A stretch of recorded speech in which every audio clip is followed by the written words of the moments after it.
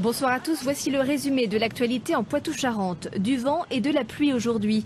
En Charente-Maritime, des rafales ont été enregistrées à 118 km/h au phare des Baleines sur l'île de Ré. À 17h à marée haute, la vigilance était maximale. Avec l'annonce d'un risque de submersion, le port a été particulièrement surveillé. On est très vigilant sur l'amarrage des bateaux, bien entendu, pour ne pas que certaines lâchent et puissent entraîner d'autres embarcations, puis éventuellement des pontons. Et puis surtout les génois, c'est-à-dire les voiles à l'avant des bateaux qui vont se dérouler aussi de temps en temps. Donc on en a réamarré une dizaine ce matin. Les bateaux ont bien résisté à ce premier gros coup de vent de l'hiver qui a ravi les amateurs de glisse. Avec la pluie, les rivières au sud des Deux-Sèvres montent doucement mais sûrement. Elles sont en vigilance jaune depuis la semaine dernière, mais pour l'instant, tout va bien. Elle est montée, certes, oui, mais de manière raisonnée, raisonnable. Il n'y a pas de... les pelles ont été activées, le système est en place et fonctionne. Bon, on n'a pas à craindre les épisodes de crue qu'on a eu un certain nombre d'années avant. Du côté de Melle, on surveille aussi. Actuellement, elle est redescendue. Bon, avec ce qu'ils annoncent aujourd'hui, il est possible que dans les jours prochains, elle remonte.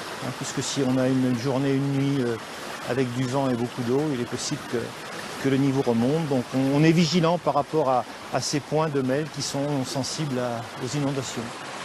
Pas d'inquiétude donc pour ces phénomènes liés à l'hiver. Cette montée des eaux convient parfaitement en revanche aux anguilles qui peuplent la Sèvre niortaise.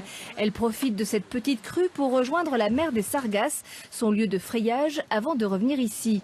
La vie des anguilles est suivie de près par les chercheurs grâce à des puces électroniques. Ce sont des marques uniques, individuelles, qui nous permettent de renseigner sur un individu en particulier. Il n'y a pas de doublon. L'anguille est une espèce menacée. La Commission européenne a pris des mesures législatives pour la protéger. Les effets de ces lois seront perceptibles dans 10 ans au minimum. Les camions sur les trains, le ferroutage, une solution d'avenir plus sûre et plus écologique. Cet après-midi, le premier convoi de ce type est parti de la gare de Niort-Saint-Florent à destination de Marseille.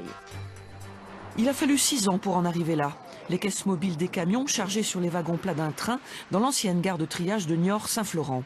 Il a surtout fallu la volonté et les efforts conjoints de la CCI et des collectivités locales, des transporteurs logisticiens et des industriels fabricants, unis en une seule structure pour créer ce terminal de transport rail-route, destination Marseille via Perpignan. Le transport ferroviaire n'a de la pertinence que dans la mesure où nous faisons beaucoup de kilomètres et nous livrons des destinations qui sont assez éloignées.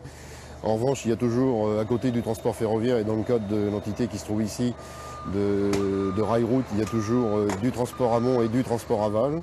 Et donc, nous estimons que la pertinence du transport routier qui vient s'associer au transport ferroviaire n'existe que dans la mesure où il y a un périmètre d'environ 100 à 150 km autour de la plateforme principale qui est celle de Niort.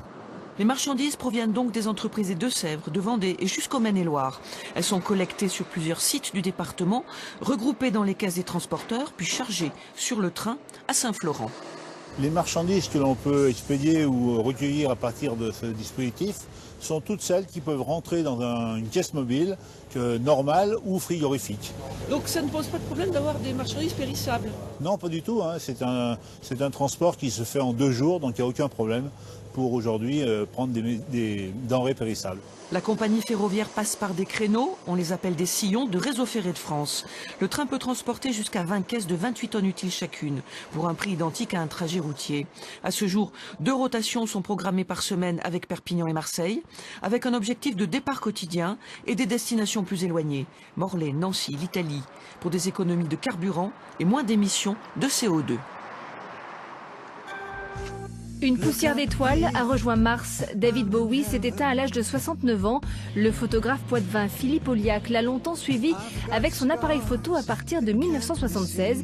Il a eu la chance de partager des moments magiques de la musique d'une certaine époque. C'est une partie de l'histoire culturelle d'une société, d'un état d'âme. C'est la fin d'une certaine liberté des années 60, des années 70.